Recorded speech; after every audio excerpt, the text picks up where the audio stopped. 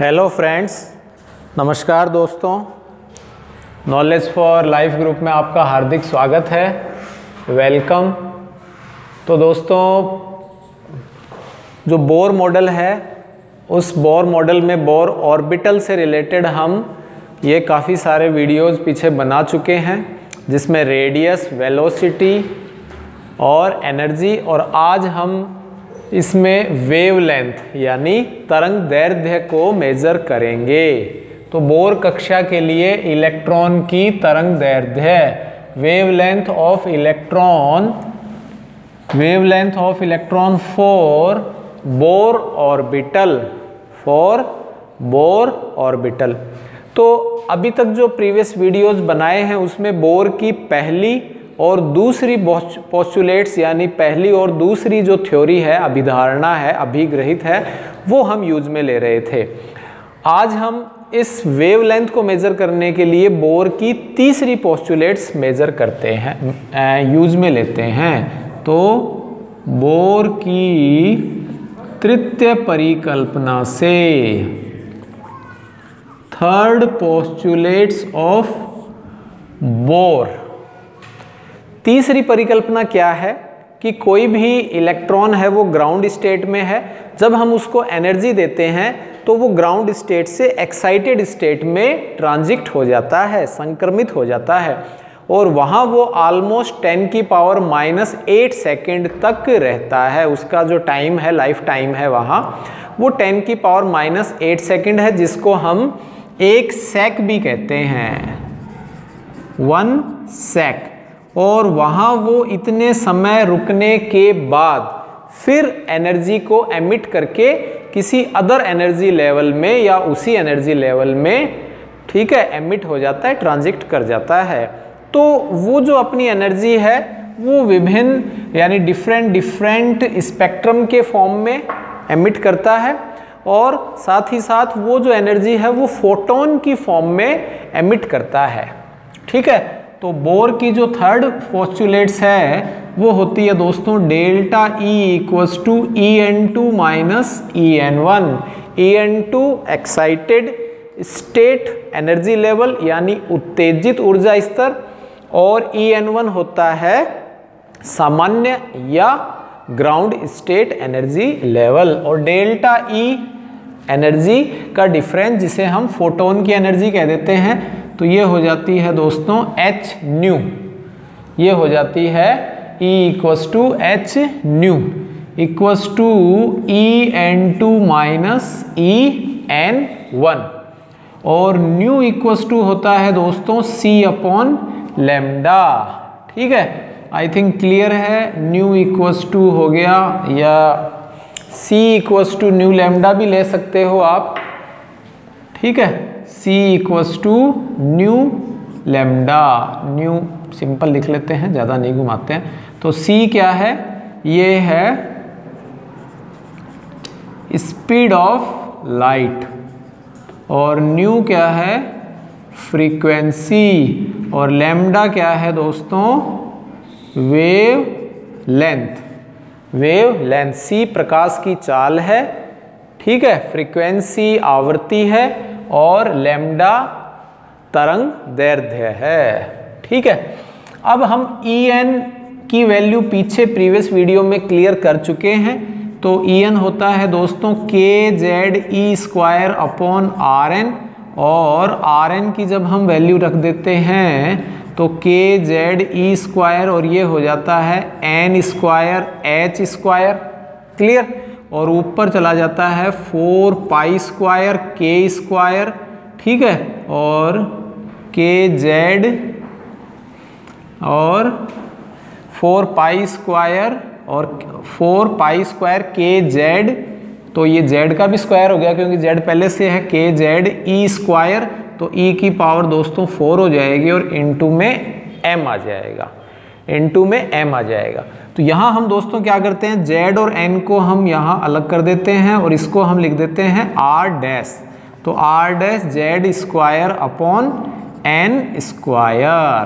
ठीक है। r' हम कोई ना कोई कांस्टेंट ले लेते हैं, उसकी कोई ज़्यादा आपके वैल्यू नहीं होती है।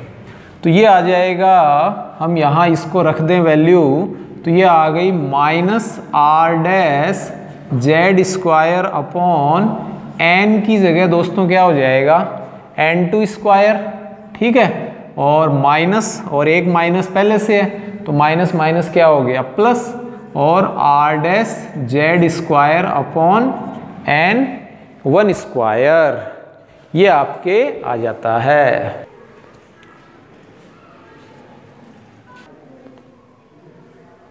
हाँ तो दोस्तों ये जो r' है यहाँ से क्लियर होगा, जहाँ r', हालांकि ये लिखना कोई ज़रूरी नहीं है, ये जो ब्रैकेट में ये कोई ज़रूरी नहीं है, डायरेक्ट आप इसी के आगे हम जो करेंगे वो, वैसे आपको थोड़ा नॉलेज के लिए बता देता हूँ।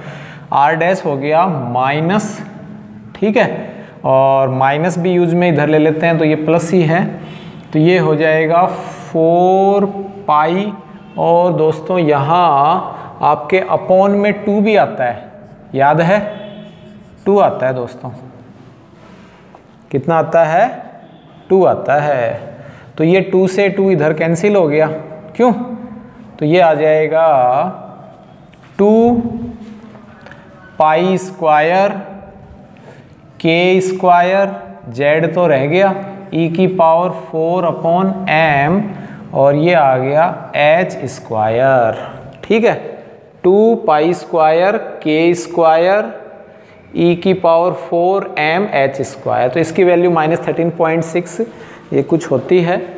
तो यहाँ हम अब आगे करेंगे किसकी वैल्यू मेज़र करने के लिए, लैम्डा की, ठीक है, तो जब हम लैम्डा की वैल्यू मेज़र करेंगे तो ये आ जाएगा 1 अपॉन लैम्डा इक्वल्स टू, और ये प्लस वाली वैल्यू इसको पहले लिख लेते हैं, r' कॉमन आ रहा है, z² भी कॉमन आ रहा है, तो ये हो गया r' अपॉन hc को हम इसके अपॉन में ले जाते हैं, ये अपॉन hc हो जाएगा, और ये आ गया 1 upon n² minus 1 upon n², clear, ये मल्टीप्लाई में ही है, तो इसको हम 1 upon lambda equals to r 1 upon n² minus 1 upon n², ये फॉर्मूला जग जाहिर है, 11th में भी आप केमिस्ट्री में पढ़ते हैं, एटॉमिक फिजिक्स, एटॉमिक केमिस्ट्री मान लीजिए, यहाँ एटॉमिक फिजिक्स है आपके, उसमें हम यूज़ में लेते हैं, क्लियर है दोस्तों।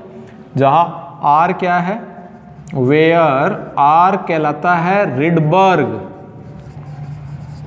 रिडबर्ग कांस्टेंट, रिडबर्ग नियतांक, रिडबर्ग नियतांक याद है, तो ये रिडबर्ग नियतांक r इक्वल्स टू क्या हो जाएगा दोस्तों, r इक्वल्स टू हो जाएगा r' और z² अपॉन hc आ जाएगा, ठीक है, और इसकी वैल्यू होती है, हमारे सर तो हमको यूँ रटवाते थे 1097 37 10 97 37 पर सेंटीमीटर, लेकिन मीटर में लें तो देखिए सेंटीमीटर 10 की पावर -2, ऊपर जाएगा तो 10 की पावर +2, यानी 2 0 और आ जाएंगी, तो 1 2 3 4 5 और 2 0 और आ गई तो 7 हो गया, यहाँ पॉइंट लगा लें तो 1.097 इंटू 10 की पावर 7 पर मीटर हो जाता है, क्लियर। तो ये आपके दोस्तों सिंपल सा जो है फॉर्मूला आ जाता है वेव लेंथ का, किसका आ जाएगा, वेव लेंथ का, क्लियर। और ये जो वेव लेंथ का जो फॉर्मूला आया है 1 अपॉन लैम्डा, तो इस 1 अपॉन लैम्डा को हम न्यू बार भी कह देते हैं। न्यू बार क्या है दोस्तों, ये है वेव नंबर, ये क्या है वेव नंबर, तरंग संख्या। तो 1 upon lambda equals to r 1 upon n1² minus 1 upon n2²। तो ये हम दोस्तों नेक्स्ट वीडियो में हम स्पेक्ट्रम पढ़ेंगे, उस स्पेक्ट्रम में लाइमन, बामर, पासचन, ब्रैकेट और फंड या फुंड, ये 6 प्रकार, लाइमन, बामर, पाचन, ब्रैकेट फुंड, ये 5 टाइप्स श्रेणी है। तो इसमें हम N1 और N2 की वैल्यू चेंजेस होती रहेंगी, R की वैल्यू आपको फिक्स है, गिवन, ठीक है, रहती है, या कई बार पूछ भी लेते हैं। और लैम्डा यहाँ क्लियर है, ये क्या है, वेव लेंथ, तरंग दैर्ध्य।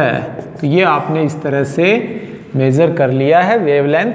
और वेवलेंथ का जो रेसिप्रोकल है, इनवर्स है, वो आपके होती है तरंग संख्या। तो आई थिंक आपको ये वीडियो दोस्तों पसंद आया होगा। फिर भी नहीं आया हो तो कमेंट करके बताएं, अच्छा लगे बुरा लगे जैसा भी है अपने विचार व्यक्त करें, ठीक है। Thanks for watching.